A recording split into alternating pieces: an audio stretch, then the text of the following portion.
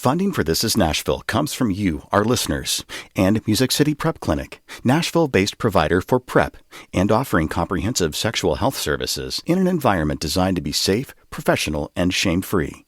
Learn more at musiccityprep.org. I'm Khalil Ekulona, and this is Nashville. When you turn on a faucet, do you think about where the water comes from? In Nashville, all our drinking water comes from the mighty Cumberland River. But how exactly does river water turn into drinkable water? And who oversees the whole process? Today, we're talking with folks who are dedicated to water treatment, processing, and safety. Joining us now is Sonia Allman. She's the manager of strategic communications for Metro Water Services. Now, Sonia knows the ins and outs of water management here in Nashville. You can even catch her giving a tour of the facility. Sonia, welcome back to This is Nashville. Good to see you again. Thank you. So great to be here. Great to have you. Okay, so water is essential for all of us. It can be easy to take clean, reliable water for granted, I think, which most of us do. We want to learn more about the filtration process so we can understand and appreciate it a little bit more. So am I right when I say that all of Nashville's water comes from the Cumberland River? It does. And it has for many years. So we actually have two facilities that were built in 1889, our George Ryer pumping station and the 8th Avenue Reservoir. And even then, they pulled water from the Cumberland River. They let the mud settle out of it, and what was left over was your clean drinking water. Okay. And all of that occurred in the 8th Avenue Reservoir. Okay. Now, this might be a really basic question. Nashville's grown a lot in the last 10 to 15 years. Does the river currently have enough water to support the city? It has enough water, and not only does it have enough water to support the city, we are actually returning more water to the Cumberland River through our water reclamation process than what we pull out. Okay. So I know we'll talk about that process a little bit more, but we are fortunate to have the Cumberland River. It's a high quality water, and we have a large quantity. So we're good. We're in great shape. All right. Now, how many treatment plants does Metro operate? Metro Water Services has 2 water treatment plants. We clearly don't use the same process that they did back in 1889. We actually have a full filtration process now, and that's done at 2 water treatment plants, our Omaha Water Treatment Plant, which is our older historic site, and the K.R. Harrington Water Treatment Plant. They're both capable of treating 90 million gallons of water a day. 90 million gallons of water a day. Okay, so that's as an idea of the amount of water they treat per day. How large of a customer base does Metro Water serve? So we have about 220 water customers, and that is a customer accounts. So if you think of one account may have a family of 4, or an account may have a family of 2. So we have 220 customer accounts. On average, here in Nashville, we're using about 105 million gallons of water a day. Wow. I checked this morning. We're pumping out about 95 million gallons of water today. Wow. That's a lot of water. It is a lot of water. All right, so let's get into some details. Water treatment process, it's mainly about removing mud and harmful bacteria from the water, and then a few things are added before it reaches customers. So to start, how does water get from the river to the plant? Okay. So we have pumping stations. We have large pumps that pull the water out of the river. So the beauty of having 2 water treatment plants is one is at on the Cumberland River across from Shelby Park, and one is at the confluence of the Stones River and the Cumberland River down the hill from McGavock High School in the Opry Mills area. That gives us an opportunity to look at water quality in various places. Barges use it, spills could occur, so we can look at water quality. We can also look at the efficiency of each plant. Our system is actually a blended water system. So most of our customers don't get water from just one facility or the other. The water's blended, and our entire city gets the same high-quality water. That was a true benefit in 2010 when the K.R. Harrington Water Treatment Plant near McGavock was completely flooded. So the entire city was served by the Omaha Water Treatment Plant. So having 2 facilities that both pull water from the Cumberland River through huge pumps is a true benefit to us. Okay, so they're pulled through the pumps. Can fish or wildlife get pulled through those pipes? You would think so, but not necessarily. So at the pipes that are there in the river, we have large screens. Those large screens stop any types of sticks or fish or debris that gets thrown into the river. So we actually have a blow-off system that prevents that debris from clogging those screens. Okay. So as water's being pulled through, clearly you can think about all of the sticks and leaves, especially after a heavy rain that may be in the river. They get stuck on that screen. As it begins to get clogged, we have a blow-off system that blows them off back into the river. So the only thing coming into the treatment plant is the water. Okay. I could just imagine I was visualizing a poor little fish being stuck on that pump and that screen, but they're blown off. The fish are taken care of. Yes. All right. So you said 90 million gallons of water a day. How much mud and dirt are removed from that water? So, well, really, it's not a lot of mud and dirt being removed from the water. We don't really look at how much mud and water. A lot of it is more of the turbidity. When you look at water from the river and you hold it up, you're going to see a lot of very small particles in that water. Those particles are very hard to get to settle out. They're not heavy enough to really drop down, and that's what we want to happen. It's also possibly going to have bacteria in the water when we come from the Cumberland. Even though we have a really good water quality, we still have a lot of wildlife along the river, agriculture along the river. So we want to make sure all of those things are pulled out of the water as well. Okay. Now, I understand activated carbon is added to the water? We do. We use powder-activated carbon. Powder-activated carbon is very similar to what's used in fish tank filters or Brita filters, the filters in our refrigerator. We add powder-activated carbon to help remove taste and odor compounds and to help with our treatment process. So it's a part of the filtration process? It is. We actually add it early on in the process, and it's actually used in our final filters as well. Okay, so how is the water filtered at the plant after that? So water treatment actually goes through multiple steps. Your first step is sedimentation. You then have coagulation and flocculation. It goes through filtration and disinfection. Okay, can you break those down for me? Absolutely. So sedimentation is the first step. After we pull the water in from the river, we're going to let it sit. We add a few things such as alum to help bring everything together. We want heavier particles to settle. If there are any larger clumps of mud, dirt, those settle. Coagulation is when that alum, it actually changes the positive and negative charges and causes those very small particles to come together. So as we draw them together, that is coagulation, causing a flock. It's causing a slightly larger, heavier particle. Mm-hmm. That flock can then settle, and that happens in our sedimentation basin. Our sedimentation basin actually has tube settlers, and we are trying to get that flock to either stay on the bottom or stick on the tube settlers as it's coming up through it. So when that water, all of that is done in an outside process, in outside basins, that water goes to the filters. We want it to be as clear as it can be. The filters are our final process, and filtration is really very similar to what happens on Earth and in nature. It has larger gravel at the bottom. We have silica sand, anthracite coal, and all of the water filters through that as it goes down into our clear wells. So as it's filtering through, all of those very small organisms and microorganisms are being collected, very similar to a swimming pool pump and when you have a sand filter. Mm-hmm. And we're doing that. We do backwash those to clean them. Okay. But the water that filters down through it goes into a clear well. It is disinfected with bleach that we make on site, and we also add fluoride. So you add bleach and fluoride to the water when before it reaches customers. Indeed. Why? I mean, I understand you use the bleach to disinfect it. Why the fluoride? So we actually look to the health industry regarding fluoridation.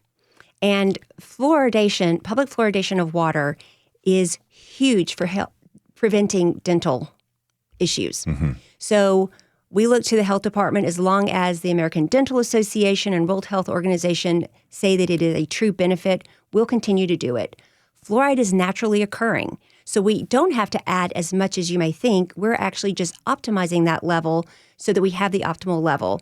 A lot of people, especially here in Nashville and around the world, don't have access to the dental care that everyone does. Mm-hmm. So they've actually seen an increase in cavities in children with a lot of bottled water and stuff like that. So Nashville's a very proud city to fluoridate our water. Is the bleach safe for us? The bleach is safe for us. We make our own bleach using salt and water. Okay. So many years ago, we would actually use chlorine. We would use chlorine that was brought in tanks.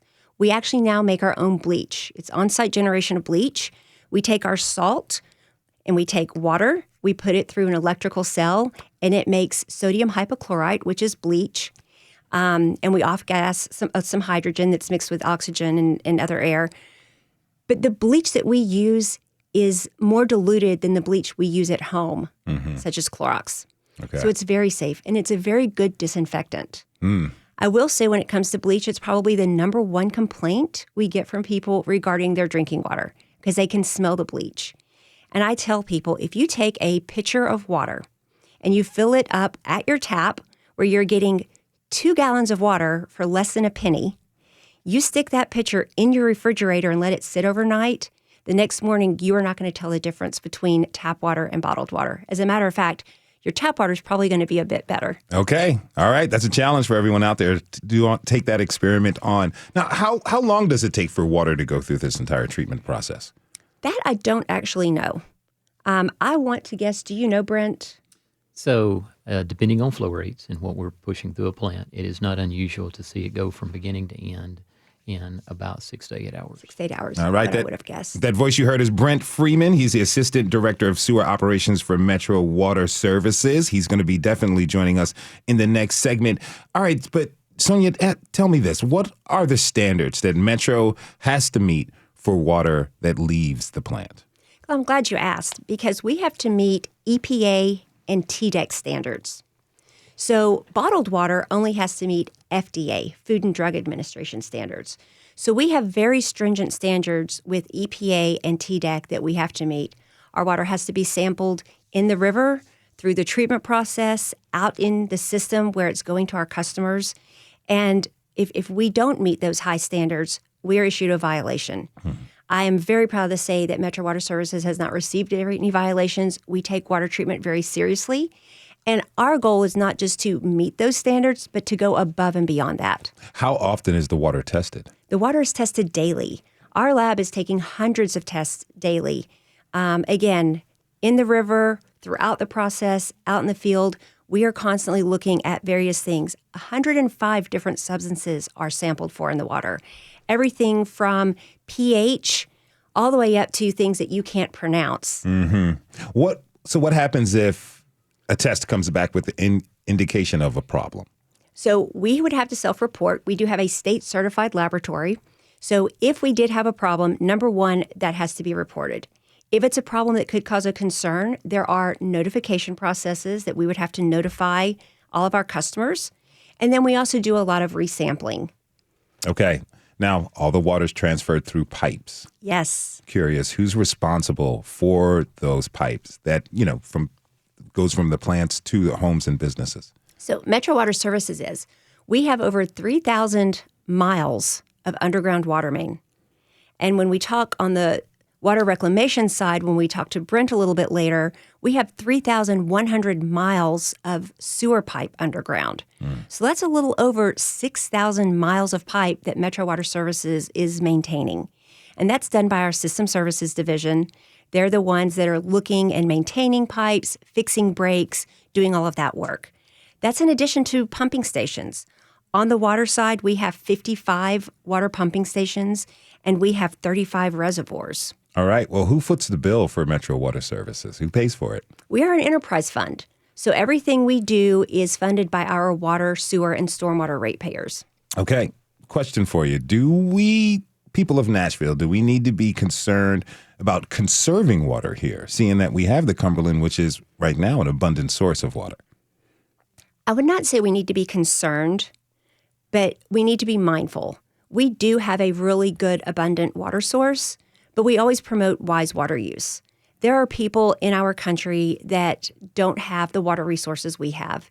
And we're fortunate that our use of these resources are not negatively impacting anybody, but we do still need to be mindful. I tell people you can't make more water. The water we have now has been reused. Essentially, we're drinking Cleopatra's bathwater. Okay. So we need to really be mindful of our water use, not only from a conservation side, but everything it takes to go into treating it, making sure it's clean, testing it, pumping it to your home. So something we really need to take pride in and not waste. Okay, so is there anything that you want folks listening to keep in mind about the water we receive here? I want them to keep in mind that it is safe. It is very convenient. You can go to your tap. Like I said before, you can get 2 gallons for less than a penny. It is highly regulated. You can go to our website. Every year we issue a consumer confidence report. It will tell you all about the water. It'll tell you how it's treated, things that we sample for. All of that data is very available to everyone in Nashville on our website. Say someone is super curious and they want to take a tour of the facility. How can they do that? We would love to take them on the facility. We give tours of both our water treatment plants and water reclamation facilities every month. So we have public tours that are posted on our website as well. You can sign up through Eventbrite. If you have a large group and you want to bring your work group or someone like that, you can always reach out to us. We are happy to schedule a private tour. We do ask that it be people 12 years or older just for safety and security concerns, but we love to share our facilities with people. Okay, we're going to hear a little bit about one of those tours after we come back from break. When we come back, we'll talk about what happens to the water that leaves our homes and businesses here in Nashville and how it's processed before returning to the Cumberland. Stay with us. This is Nashville.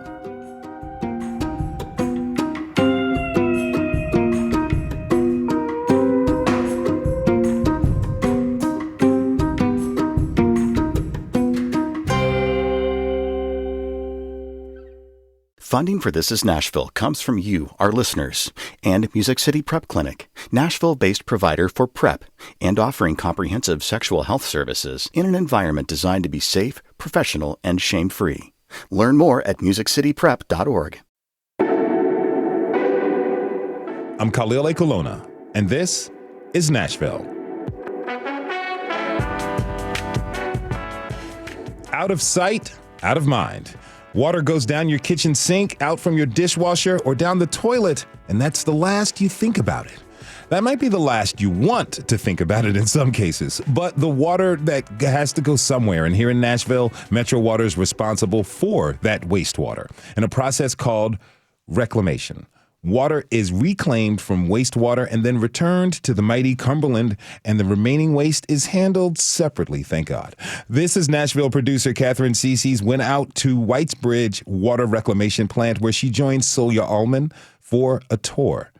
Let's listen in. So we are at the Whites Creek Water Reclamation Facility. They've always been known as wastewater treatment plants. But if you really think about it, we're not just treating wastewater, we are reclaiming water from the waste that comes to us. So our goal is to reclaim nutrients, and that's turned into our biosolids product, and to reclaim the water that we return to the Cumberland River. So when the waste comes in, it goes through primary treatment first. One of the bigger things that we have to do is remove larger things out of the waste. And again, we first talked about poop and stuff, but that's not the only thing that people put down toilets. They flush wipes, flushable wipes, they flush Legos, they flush all kinds of stuff. So we have these that try to keep any of those major solids out, puts it in a dumpster, and that takes it off. Then everything else comes into this grit chamber. And the grit tanks are really just to get as much of the grit out of the waste as we can. And when you think about grit, we're thinking of stuff like eggshells and coffee grounds. Those types of things that are not organic materials, they're all inorganic, and they can settle out. So after we've gone through the grit tanks and we've tried to remove as much of the grit, we're going through these settling basins where we're wanting larger material to settle to the bottom, and we're wanting scum to rise to the top. So you see this plastic railing that goes from one edge of the basin to the other. It's slowly moving across the top. When it gets to the other end, it goes down and it scrapes across the bottom. But our goal, and if you see the water coming over these weirs, is to get as many of the inorganic solids and scum out of the water so that we have our water with organic matter that we can send to the aeration basins for where the true cleaning process occurs. Here we are in our secondary treatment. This is our biological process. This is where all of the really cool work happens. We're standing in front of one of our aeration tanks. It's empty right now. So you'll see it's an extremely deep tank. On one side of it, it has a pipe. Air goes through that pipe, and all of those arms on either side of the pipe have the small holes in them. That's putting air in the tank. So we're giving them a lot of air. We're taking the food source from over there and putting in there, and they're going to be doing their work. We like to think of this process a lot like Thanksgiving Day. You know, you have all of these microorganisms in here. They're happy, they have food, they have oxygen, they're getting their bellies full, they're reproducing, they're doing exactly what we want them to do. But then the very next step, what we're going to do is we're going to slow them down. And we're going to take away all of that oxygen and all of this activity, and they're going to get really tired and go to sleep and settle to the bottom. Okay. So here we are at final clarification.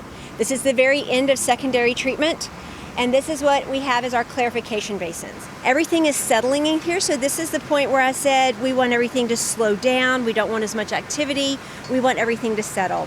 What's coming over the edge is much cleaner water. Now, this water is not something that we want to put directly into the Cumberland River because it could still have microorganisms or bacteria in it, and we don't want that to go out into the river. So we actually send it through ultraviolet transmission. You can see that ultraviolet light going through.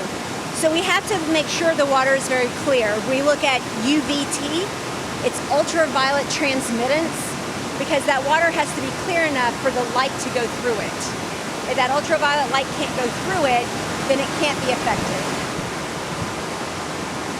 This is our final effluent. So this is the clean, clear water that's going back out to the Cumberland River. You'll see that algae is growing here on this basin, which is actually a good thing because you don't want to have chlorine would kill the algae, so we know that it's safe for aquatic life, safe for the river. So it goes through this area, and then goes through a large pipe to the Cumberland. It's so important to know what happens. You know, we flush or we pour something down the drain and we don't think about it. But the reality is it has to be treated. You know, we want to make sure the community stays safe. And if that were to stay in their backyard, or if that were to stay in their sink or in their toilet, it would not be a safe environment for them. So to know a little bit more and not just stop thinking about it once you flush, but to really think about where does it go and how is it processed and what happens to it after it leaves my home, I think is important. Here to further clarify that process for us is Brent Freeman. He's the voice you heard in the previous segment. He's the Assistant Director of Sewer Operations for Metro Water Services. Brent, thanks for being here. Thanks, Khalil. It's great to be here. Great to have you with us. And Sonia Allman from Metro Water is still with us. Thank you again for joining us. All right, so big picture. Before 1958, sewer pipes from Nashville drained directly into the Cumberland River, I understand. Thank goodness we don't do that any longer. And now we rely on these water reclamation facilities. Brent, how many facilities does Nashville currently have? We have 3 facilities. Our central facility was the first one, constructed around 1958. And then in the 60s, we constructed Dry Creek, the 70s, Whites Creek. Okay. Mm-hmm. So we have 3 running strong. Yes, sir. And their combined average daily flow is about 165 million gallons each day. Mm-hmm. That's just remarkable when I hear the volume of water that we process on a daily basis. Indeed. If you took that 165 million gallons and put it in gallon jugs, it would go from here to L.A. on I-40 8 times. Man. Probably be less traffic. Okay, pardon me. So some people are really funny about saying the word poop. Mm-hmm. But look, poop happens, right? Even if you don't want to think about it, everyone's poop, it goes somewhere. And without people like you, and everyone who knows and works at water reclamation plants, our city and river would be much, much dirtier and we'd be a lot sicker. So I'd love to hear from both of you. Brent, for you first, how do you think about poop in the water reclamation that you're overseeing? So it is the gross part of the process, right? It is a portion, but it is a relatively small portion of the solids that we receive each day. In terms of the way that we view it in the process, it is simply food. It is food for bugs. It is organic in nature. You think about it, it's really what the microbes in our own digestive systems could not use or did not use. And so we want to find microbes that will break that down further. Okay. Now, Sonia, how do you think about the poop that runs through the system? Well, very similar to Brent. Again, it's what I talk about every day, and it is something that people think about and they think, ooh, but it's something that's very natural, and I really wish people would put more thought into it, especially where it goes. Mm-hmm. You know, something interesting about that tour, you highlighted the ultraviolet light that disinfects the water. That's like the last step in the process. Seems to me very, very important. Now, does that ultraviolet light get rid of not just bacteria, but other small microorganisms that might be alive, Brent? It actually inactivates the organisms in that it prevents them from reproducing. Okay. So it doesn't actually remove microorganisms from that effluent from the treatment plant. So it sterilizes them. Correct. In a sense. So Yes. Should I ingest some water? There's not a bunch of things trying to reproduce inside of me. Especially the pathogenic bacteria. That's what we really want to address. The Cumberland River is a great resource for boating, fishing. You know, there's the potential for public contact, and we want to ensure that it is safe. If you're just tuning in, this is Nashville, and I'm your host, Khalil Ekolona. We're talking this hour about the water supply for our city. My guests are Sonia Allman and Brent Freeman. Both are with Metro Water Services. Okay, so let's talk about water reclamation process that we heard. Can you give me a brief overview of that process, Brent? Well, essentially, on the front end of those treatment facilities, you try to remove those inorganic things that, like rags or grit, that is all material that goes to the landfill somewhere. If you go a little further in the process for our primary clarifiers, a lot of the organic material that then settles at that point in the process will become food for our digesters at a different portion of the treatment process. As you proceed into the aeration side, by the time you really get there, it's a mixture of colloidal, when you think of a colloidal solid, it's like milk. Mm-hmm. It is entrained in the water. It's difficult to mechanically remove, and so it requires a little assistance from our microbial friends. By the time you get to the secondary clarifiers, the product that you see there is just a combination of microbes and clean water, and we just need to separate the two. Okay. Now, there's a lot of skimming and a lot of things settle, as you described. How much solid waste is taken from the process each day? So there is about 100 tons of solid waste that we remove from the process from the primary clarifiers on. Because when you think about some of the wasting that occurs because those microorganisms reproduce, then we need to remove some of them each day to maintain that balance of food and microorganisms. Mm-hmm. What do you do with the waste? So we have a really cool process here in Nashville. I'm super excited about this. Around 2008, we moved from landfilling and prior to that incineration of a lot of this sludge and this waste to a digestion process that broke it down into components that we can use. Specifically, we are producing methane gas, which is a great energy source. We use it to heat boilers. We use it as an energy source for the dryers that actually make the fertilizer pellets that we produce here in Nashville.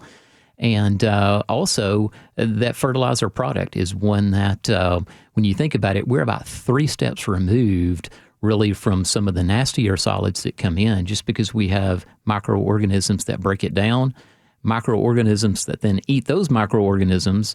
And by the time you're in a digester, you have methanogens and acid formers that ultimately produce the end product that we call Music City Gold. Oh, Music City Gold. Now, what's interesting to me is it sounds like it's almost a self-sustaining process you have going on. It is very sustainable.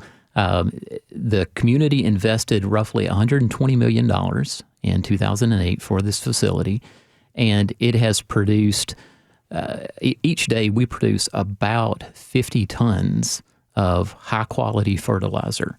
The beauty of the methane that is produced is it is a sustainable source. This isn't something we're pulling from the ground that will take thousands of years to be produced again. Mm-hmm. It is a sustainable resource. You know, one of the coolest parts of what you and Sonia have been talking about, the microorganisms that are used in this filtration process. Tell me more about them.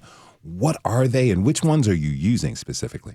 So in the aeration process on the liquid side, as an example, there are multiple parameters that we test for and then have to address prior to discharge into the Cumberland River.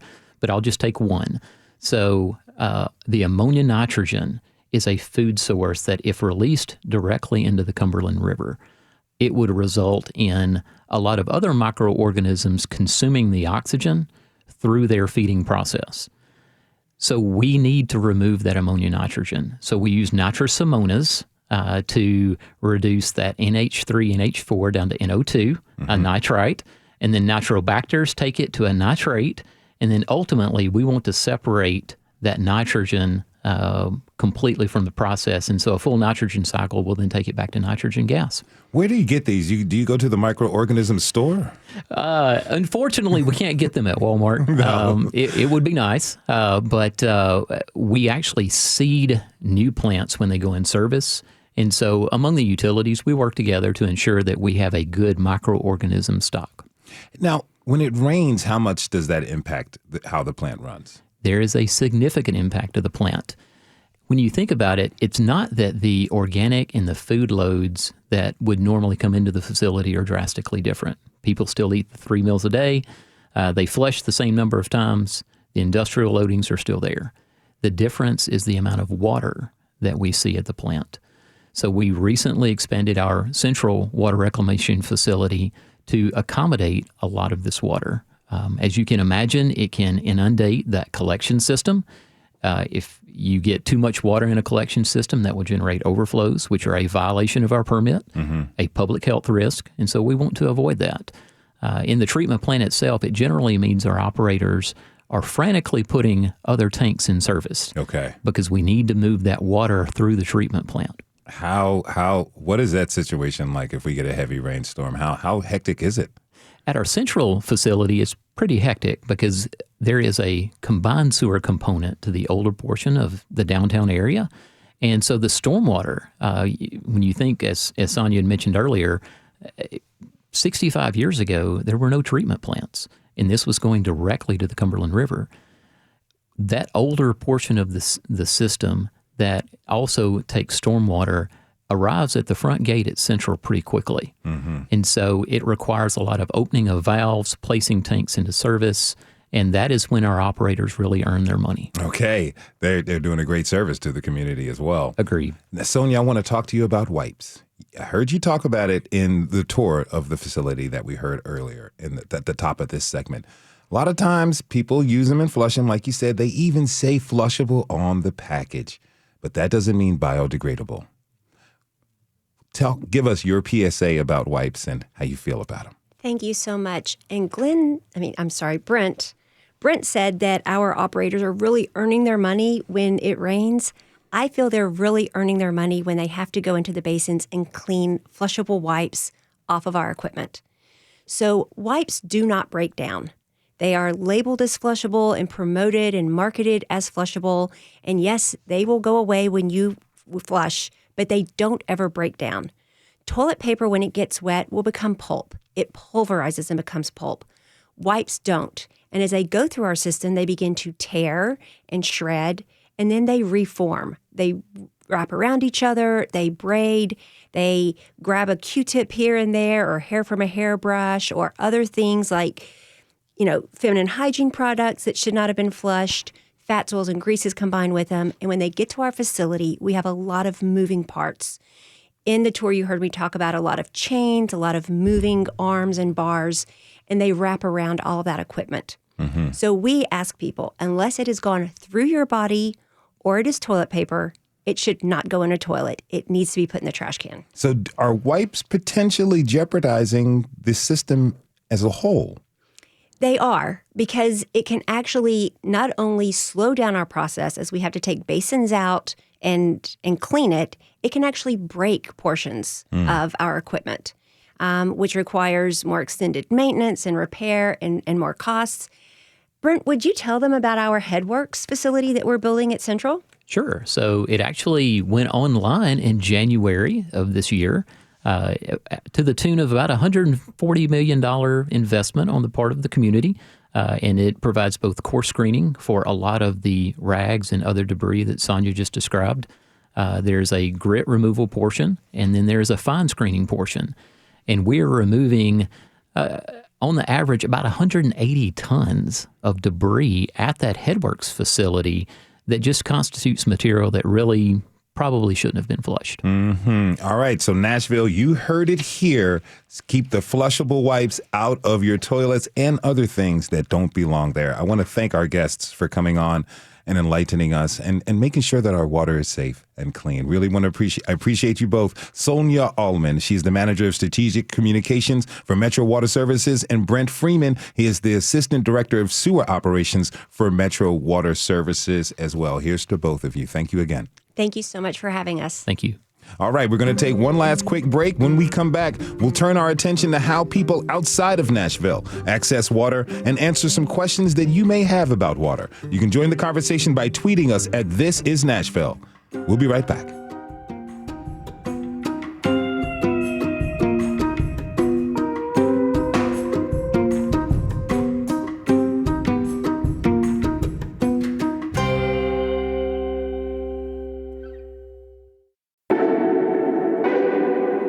I'm Khalil Colonna, and this is Nashville. Today's topic, the water we drink and use. But what are some of the larger issues at play?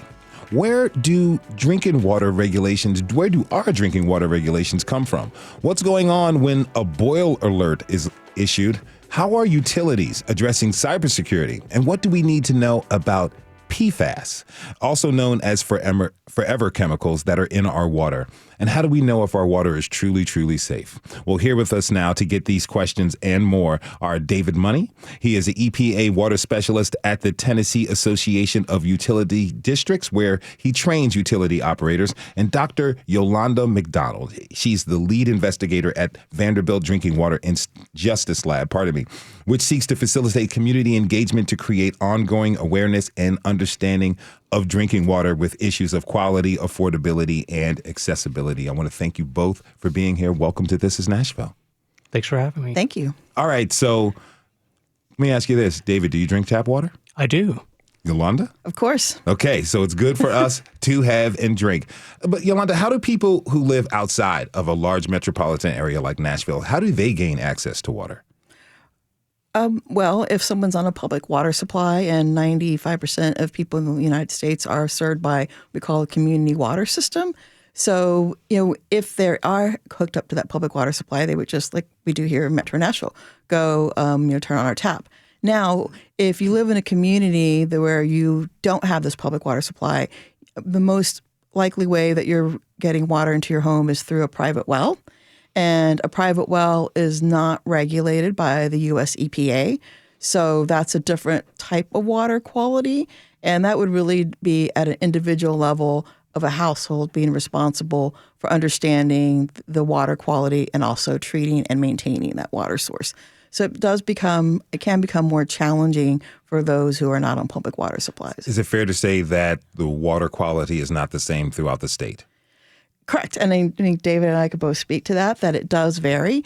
And, we're very fortunate to be in Nashville, Metro Water, we just heard from them. They're very innovative, that they just don't look at what the actual regulations are. They try to perform better than that.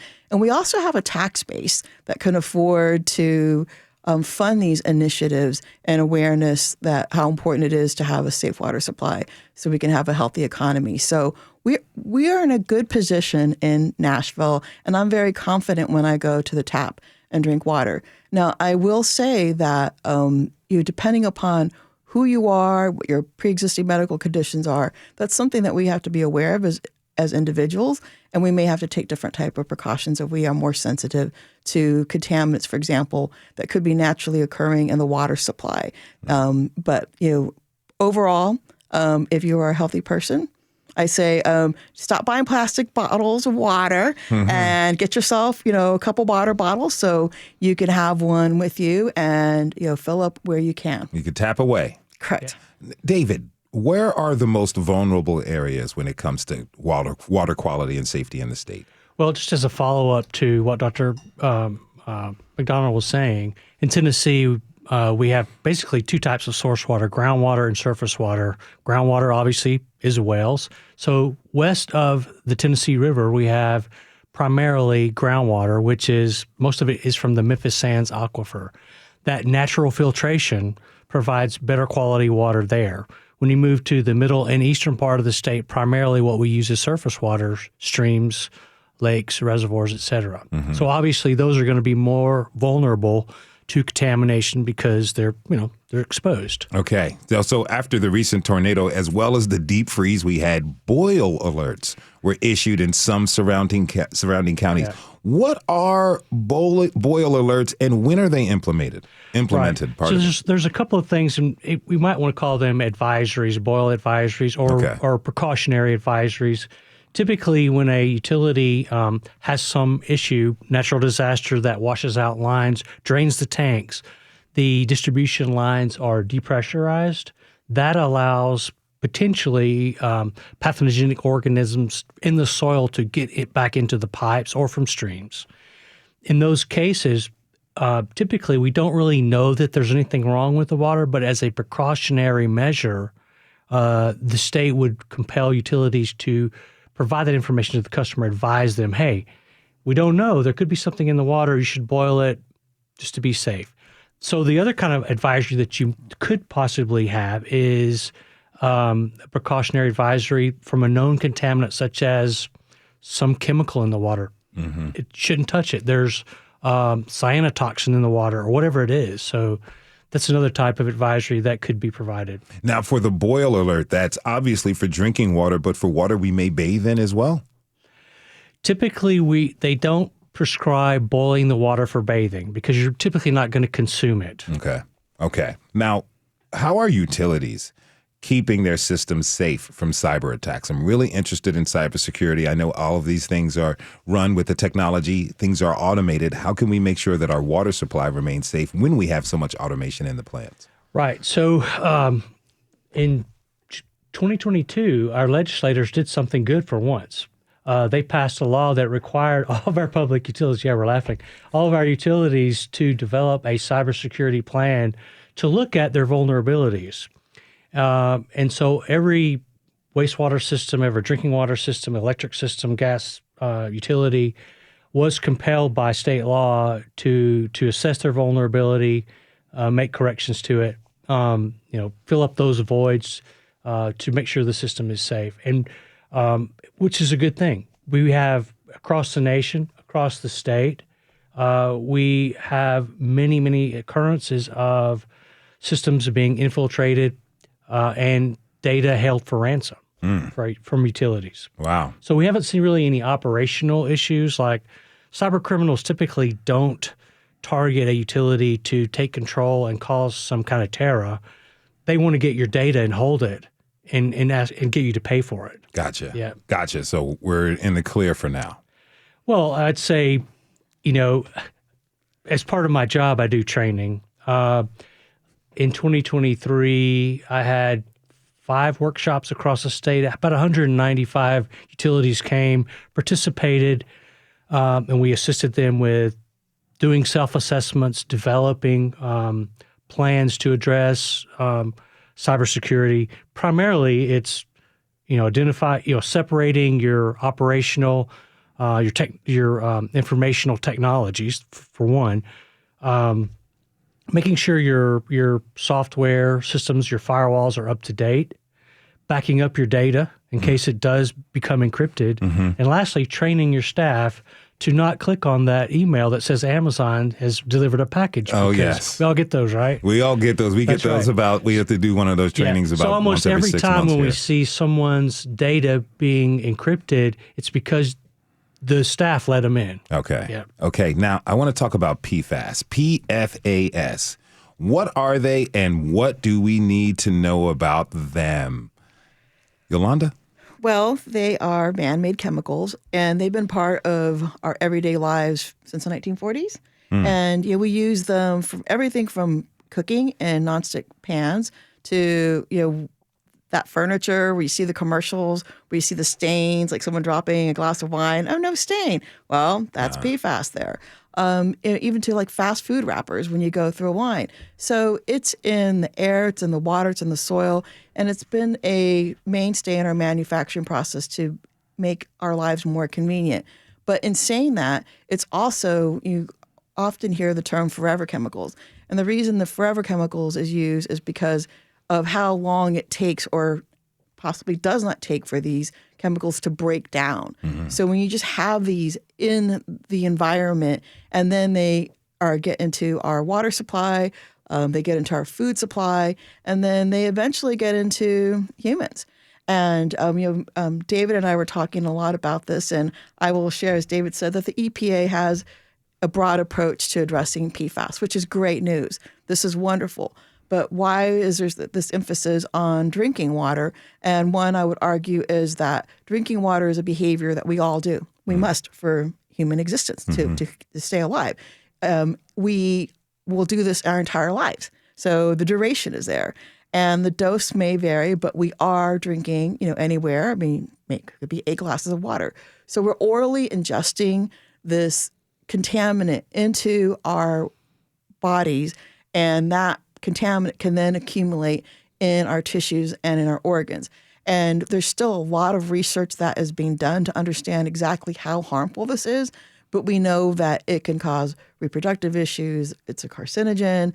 So while, again, drinking water has been the primary focus in terms of regulations, that we do see that this will be something that will continue with other forms like air quality and soil quality. And I know Dave has a lot to add. David has a lot to add to this as well. I got a question for you both, though. We have the Clean Water Act and the Safe Drinking Water Act. What's the difference between the two, and which one is further along in protecting us? Well, it's not one or the other. It's both, really. And the Clean Water Act basically addresses stream quality for aquatic life, for recreation purposes, et cetera. Like, what is the quality of water in the Harpeth River, the Cumberland River? The Safe Drinking Water Act addresses what comes out of your tap. Those two acts work together. Clean Water Act prevents pollution from happening, which affects the drinking water as well. Less treatment is required. So I'm interested, there's prescriptions in the water as well, right?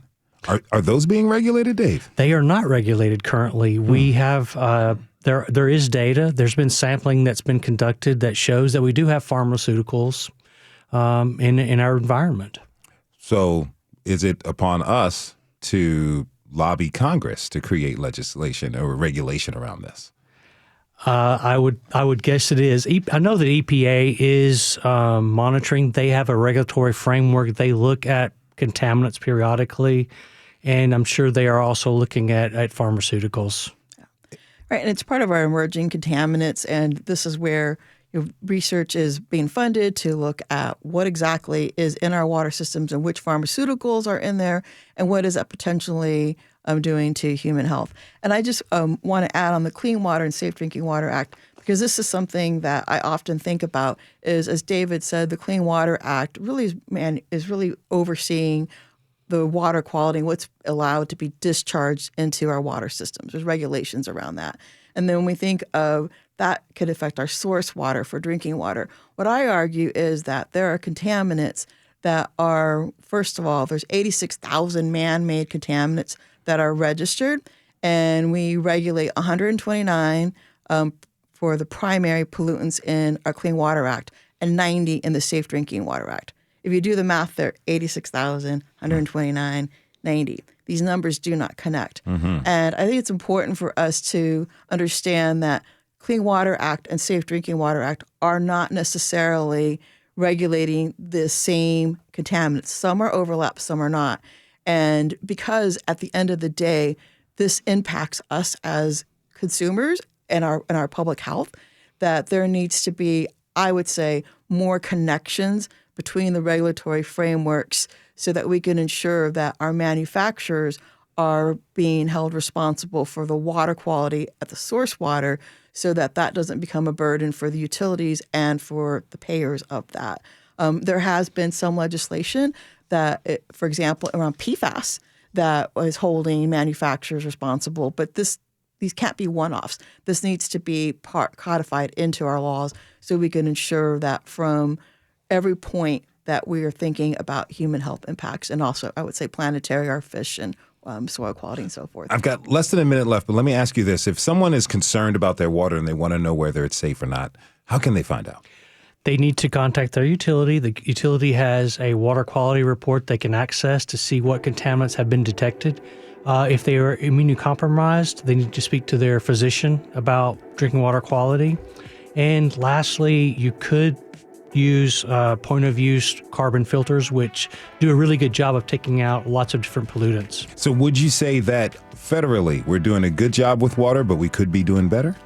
Absolutely. And I would say we need to know where we're not doing as well and focus our attention there. All right. I want to thank my guests, David Money, who works at the Tennessee Association of Utility Districts, and Dr. Yolanda McDonald. She is the lead investigator at the Vanderbilt Drinking Water Justice Lab. Thank you both so much. Really appreciate it. Thank you. And thanks to you for tuning in this hour. This is Nashville is a production of Nashville Public Radio. Today's episode was directed and produced by Katherine Ceicys. Our fearless board operator is Liv Lombardi. The masterminds behind our theme music are LaRange and Namir Blade. Listen back at thisisnashville.org or wherever you get good podcasts. And the conversation doesn't end here. Tweet us at This Is Nashville. Find us on Instagram and tell us what you want from our show by filling out our quick survey online. This is Nashville. I'm Khalil Ekalona. We'll see you tomorrow, everybody, and be good to each other and drink some water as well.